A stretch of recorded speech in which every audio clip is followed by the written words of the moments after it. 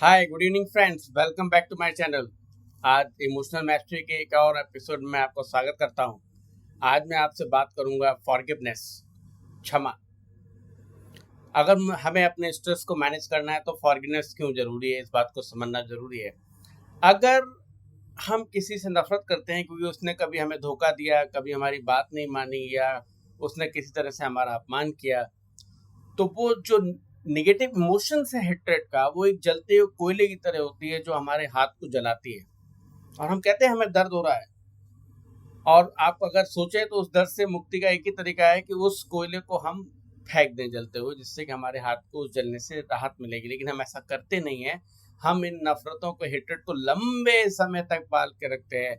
उसकी वजह से मेरा जीवन खराब हो गया, उसकी वजह से मेरा करियर नहीं बन पाया, उसकी वजह से मुझे इतना लॉस हो गया, मैं उसे जिंदगी भर माफ नहीं करूंगा, उसने मेरी बेइज्जती की, उसने मेरे को सम्मान नहीं दिया, उसने मुझे धोखा दिया। अगर हमें किसी भी तरीके से अपने स्ट्रेस को मैनेज करना है और इमोशनल मैस्टरी को पाना है तो हमें लोगों को माफ करना सीखना होगा। ये बहुत ही इंपॉर्टेंट एस्पेक्ट है। जब मैं लोगों से फॉरगिवनेस की बात करता हूँ तो लोग कहते हैं सर ये कैसे पॉसिबल है, जिसने मुझे धोखा दिया, जिसने मुझे चोट पहुंचाई, जिसने मेरी बेइज्जती की, मैं उसे माफ कैसे कर दूं? ये तो उसका गलत आचरण है। बात बिल्कुल सही है, लेकिन गलत आचरण किसने किया? अगर किसी ने आपकी बेइज्जती की तो गलत आचरण किसका, आपका कि उसका? उसका। तो उसके गलत आचरण के लिए आप अपने को कष्ट दे रहे हैं जिंदगी भर। इस बात को तो समझिए। तो अगर किसी दूसरे ने गलत व्यवहार किया है तो मैं अपने को कष्ट क्यों दे रहा हूँ?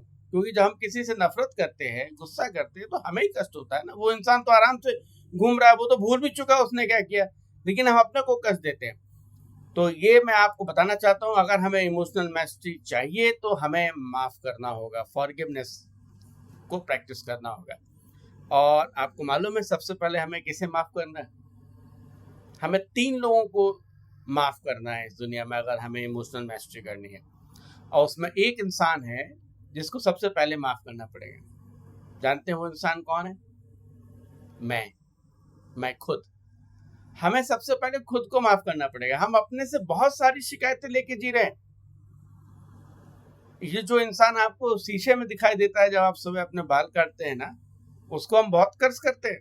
तुमने ये काम अच्छी तरह नहीं किया, तुमने करियर पर ध्यान सही से नहीं दिया, तुमने बच्चों का ध्यान सही से नहीं रखा, तुमने बिजनेस सही से नहीं किया। उस इंसान को हम बहुत टॉर्चर करते हैं, उससे बहुत नफरत करते हैं कि तुमने अपनी क्षमताओं के अनुसार काम नहीं किया, अपनी क्षमताएं डेवलप नहीं करी, तुम टारगेट अचीव नहीं कर पाए, तुम एग्जाम में अच्छे नंबर नहीं ला पाए। जबकि आज जो भी हम इसी इंसान की वजह से। तो first of all we need to forgive myself, ourself. सबसे पहले मुझे अपने को माफ करना है।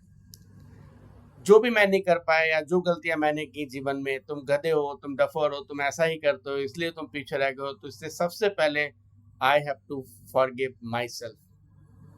सबसे पहले हम अपनी डायरी में 3 चीजें लिखेंगे जिसकी वजह से हम अपने को नफरत करते हैं। 3 गलतियां होंगी, रिपेंट हो सकते हैं, रिग्रेट हो सकते हैं, उनको लिखेंगे। और उन सभी चीजों के लिए I forgive myself forever. I accept myself as I am. तो पहले हमने खुद को माफ कर दिया। दूसरा जो हमें सबसे जरूरी है माफ करना, वो हमारे पेरेंट्स हैं। हमें अपने पेरेंट्स से बहुत सारी शिकायतें रहती हैं। उन्होंने हमारे लिए ये नहीं किया, उन्होंने हमें अच्छे कॉलेज में नहीं पढ़ाया, उन्होंने हमारे लिए सुविधाजनक कॉलेज में, बड़े कॉलेज में एडमिशन नहीं कराया, हमारे लिए पैसे जोड़, कई लोग कहते हैं हमारे लिए पैसे जोड़ के नहीं रखे। उसका बाप तो इतनी संपत्ति छोड़ के गया, मेरे लिए छोड़ के नहीं गया। मेरे बाप ने प्रॉपर्टी को इक्वली डिवाइड नहीं किया। मेरे पेरेंट्स से ये गलतियां की, उन्होंने ये किया इसलिए मैं ये नहीं कर पाया। वो आपस में लड़ते रहे, उन्होंने करियर पर ध्यान नहीं दिया, प्रोग्रेस नहीं की, इसलिए मैं आज तरक्की नहीं कर पाया। जबकि हमारे पेरेंट्स हैं, उनकी मेहनत है जिसकी वजह से आज हम जहां पहुंचे वो पहुंचे। तो हमें वो 3 बातें लिखें जिसके लिए हम अपने माता या पिता से बहुत नाराज हैं, और फिर उन बातों के लिए उनको माफ करें। I accept my parents as they are. मैं अपने माता पिता को स्वीकार करता हूँ, उनको रिस्पेक्ट करता हूँ।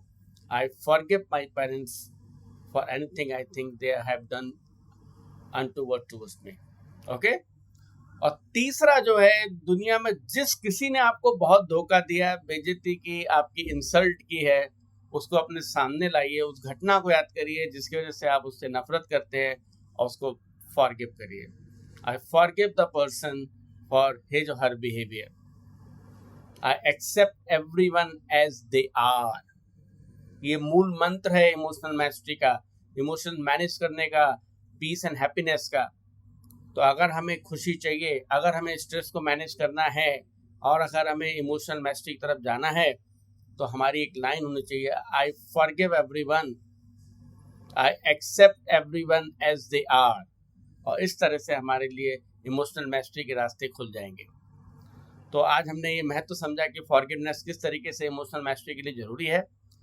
आने वाले वीडियो में मैं आपको कुछ और चीज़ों के बारे में बताऊंगा, और उसके बाद जैसे जैसे समय गुजरेगा मैं आपको इंडिविजुअल इमोशन को कैसे मैनेज करते हैं। जैसे एंगर है, एंगर के कारण क्या होते हैं, एंगर हमको क्या मैसेज देता है, उसको कैसे मैनेज करेंगे, फियर है, डाउट्स है, उन सबको एक एक करके हम इमोशंस को डिस्कस करेंगे कि हम इमोशंस को कैसे मैनेज कर सकते हैं। तो आज का जो फाइनल समरी है, forgiveness is the key to eternal happiness. इस मैसेज के साथ मैं आपसे विदा लेता हूं, और आप इसी तरह मेरे चैनल के साथ बने रहिए।